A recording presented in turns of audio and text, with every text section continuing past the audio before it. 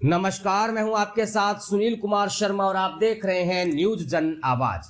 झारखंड से राजस्थान में मादक पदार्थों की आपूर्ति का सरगना गिरफ्तार। ऑपरेशन ओल्ड मोंक चलाकर पुलिस ने पकड़ा नेपाल सीमा से। जोधपुर मीडिया प्रभारी धीरेन्द्र भाटे की क्राइम रिपोर्ट। विकास कुमार, महानिरीक्षक पुलिस रेंज जोधपुर ने बताया कि रेंज की साइक्लोरर टीम ने बड़ी सफलता अर्पित करते हुए झारखंड से राजस्थान में मादक पदार्थों की आपूर्ति के किंग पिंग को नेपाल सीमा से गिरफ्तार करने में सफलता पाई है। अपराधी का नाम वीरवा नाम उर्फ वीरा राम है, जो बाड़मेर से चौहटन थाना क्षेत्र का रहने वाला है। 3 महीने तक अथक परिश्रम के बाद बिरमा राम की गिरेबान तक हाथ पहुंचे साइक्लोरर टीम के। राजस्थान से दिल्ली, झारखंड, बिहार के रांची, पटना, मुजफ्फरपुर, मोतिहारी, रक्सौल और नेपाल में भटकती रही पुलिस। 50,000 से ज्यादा का था इनाम। अपराधी की गिरफ्तारी पर वर्ष 2010 में हत्या कर आजीवन कारावास की हुई थी सजा। बिरमा राम को पैरोल से फरार होकर झारखंड में डाल रखा था डेरा। बिरमा राम ने झारखंड से राजस्थान के लिए 6 साल से मादक पदार्थों की तस्करी का गिरोह चल रहा था। जगराम के नाम से फर्जी आधार कार्ड बनाकर पहचान छुपा रखी थी आरोपी ने। 3 महीने की मेहनत व 7 दिन में 5,500 किमी तक पीछा कर धर दबोचा। कार्यवाही टीम का विवरण रेंज स्तरीय साइक्लोरर टीम के कन्हैया लाल एवं परमीत चौहान, उप निरीक्षक police Mahipal Singh, head constable Ashok Kumar, strong team के देवाराम कांस्टेबल, टोरमेडो टीम के constable Rohitas Kumar, constable Malaram, constable DST Barmer की भूमिका रही। शाबाशी मिली। विकास कुमार, महानिरीक्षक पुलिस जोधपुर रेंज जोधपुर ने बताया कि उक्त कार्रवाई में शामिल समस्त सदस्यों को विशेष कार्यक्रम के दौरान जोधपुर रेंज कार्यालय में सम्मानित किया जाएगा। जोधपुर मीडिया प्रभारी धीरेन्द्र भाटी की रिपोर्ट के साथ देखते रहिए न्यूज जन आवाज।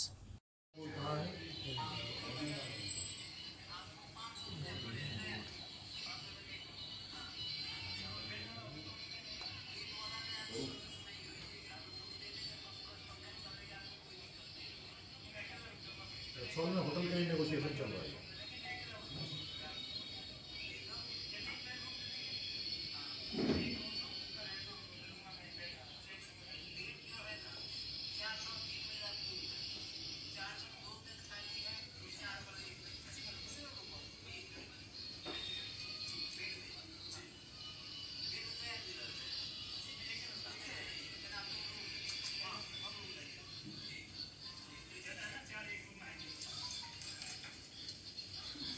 रेंज स्तर पर साइक्लोनर, स्ट्रॉन्ग और टोरमेडो 3 टीमें हैं जो दुर्दांत खूंखार अपराधियों के विरुद्ध लगातार मुहिम छेड़कर लगातार उनकी धरपकड़ कर रही हैं।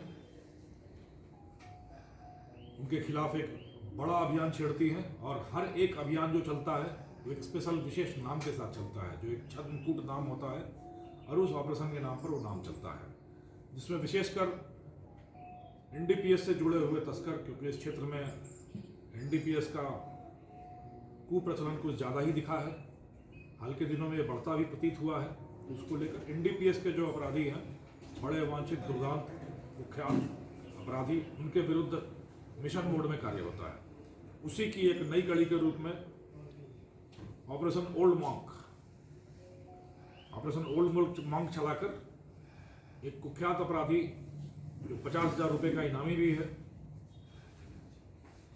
2010 में जिसने बड़ी नृशंस हत्या की, एक हत्या के बाद उसको आजीवन कारावास की सजा हुई।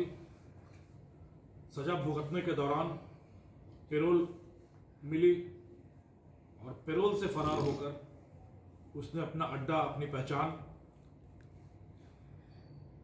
अपना कृतित्व, अपना व्यक्तित्व सब कुछ बदल लिया। अपराध की दुनिया में पूरी तरीके से कूद पड़ा और मादक द्रव्यों की तस्करी का एक बड़ा किंगपिन बना। इस व्यक्ति का नाम है बिरमा राम उर्फ वीरा राम, जो चौहटन बाड़मेर का रहने वाला है। 2010 में पहला मुकदमा हुआ हत्या का और उसके बाद 2018 से पैरोल से फरारी करके यह राजस्थान छोड़कर झारखंड के रांची एवं चतरा इलाके में ऐशो आराम की जिंदगी जी रहा था और वहां से मादक द्रव्यों की तस्करी का एक बहुत बड़ा नेटवर्क चला रहा था, जिसमें वहाँ से मादक द्रव्यों की आपूर्ति राजस्थान, खासकर राजस्थान के सीमावर्ती इलाकों में की जा रही थी।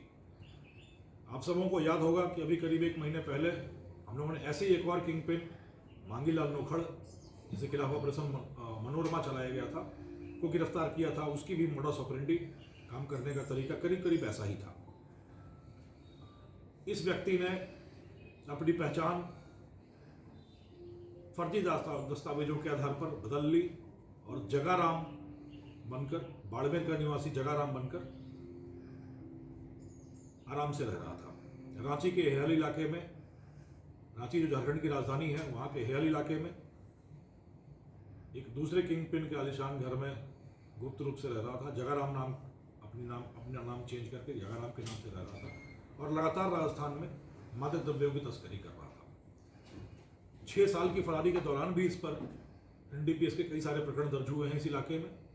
जब भी माल पकड़ा गया, ट्रक पकड़े गए, तो इसका नाम आता रहा। परंतु यह एक छलावे की तरह पुलिस के रडार से, कानून की रडार से हमेशा ही गुम रहा।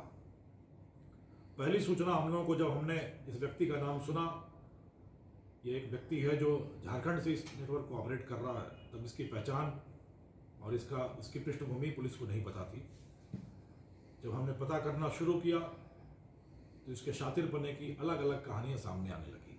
न सिर्फ नाम बदला, बल्कि टेक्निकल गैजेट का भी यूज नहीं होता था, और टेक्निकल गैजेट का यूज होता था तो दिन में आधे घंटे इस्तेमाल होगा, हर बार नए नंबर से इस्तेमाल होगा, नई जगह पर जाकर नई सिम ली जाएगी, नए कॉन्टैक्ट्स बनाए जाएंगे, और बड़े अत्याधुनिक ऐप्स जो कि कानून की परिधि से बाहर है, उनका इस्तेमाल करके इस्तेमाल होता था। हमारी पहली सूचना मुद्रा विनिमय के माध्यम से, मनी ट्रांजैक्शन के माध्यम से इसके बारे में पहली पुख्ता सूचना हम लोगों को मिली कि जब हम लोग रांची और झारखंड और राजस्थान के बीच के मॉडल को ट्रैक कर रहे थे तो पैसों का आदान प्रदान इलेक्ट्रॉनिकली हो रहा था, और वह जिस अकाउंट में हो रहा था, पहला शक यह हुआ, संदेह यह हुआ कि बीरमारम तक ही जा रहा है। ठिकाने का आइडिया लेते लेते हम लोग रांची के हेयर इलाके में पहुंचे। एक बहुत पुरानी छोटी सी तस्वीर हमारे पास थी। उस तस्वीर के आधार पर हमने वहाँ हर दुकानदार से और लोगों से पूछताछ की तो एक घर का पता चला कि इस घर में इस हुलिये का व्यक्ति रहता तो जरूर है, पर इस नाम का नहीं है, राजस्थान का जरूर है। वहाँ जाकर फिर आसपास वालों से पहचान की गई, पता किया गया, तो पता ये चला कि ये व्यक्ति कुछ दिन पहले लंबी यात्रा पे खूब सारे सामान के साथ निकल गया है। फिर से हमने इलेक्ट्रॉनिक ट्रांजैक्शंस की जांचें की तो पता चला अब ये वहाँ से बिहार की तरफ शिफ्ट हो गया है। पीछा करती हुई टीम पटना पहुंची, पटना में कोई सुराग नहीं मिला। वहाँ एक नंबर लिया, बदल लिया गया। फिर ये मुजफ्फरपुर पहुंचा, बिहार के मुजफ्फरपुर में पहुंचा, वहाँ एक मोबाइल लिया गया, वहाँ उसको इस्तेमाल किया गया। एक होटल में कमरा लिया इसने वहाँ पर, वहाँ उस मोबाइल का इस्तेमाल करके उसको तोड़ दिया गया, वो नंबर बताया गया और एक नया मोबाइल लिया गया। छोटी सी सूचना के आधार पर हमने मुजफ्फरपुर के कई सारे होटल खंगाले। एक होटल में इस जगाराम नाम के व्यक्ति की एंट्री मिल गई, एक नंबर मिल गया जो नंबर हम लोगों की जानकारी में था, नाम तो जानकारी में नहीं था। फिर हमने सीसीटीवी के फुटेज निकाले वहाँ पर, तो सीसीटीवी में यह व्यक्ति दिख गया कि एक दिन पहले ही वहाँ पे, 2 दिन पहले वहाँ पर ठहरा था, पर वो नंबर खत्म हो चुका था। फिर उस होटल के लोगों से हमने पूछताछ की। वहाँ एक सफाई कर्मी ने हम लोगों को बताया कि वो कुछ इस तरह के धंधे की बात कर रहा था जिसमें मुझे भी कुछ मदद करने की बात कह रहा था।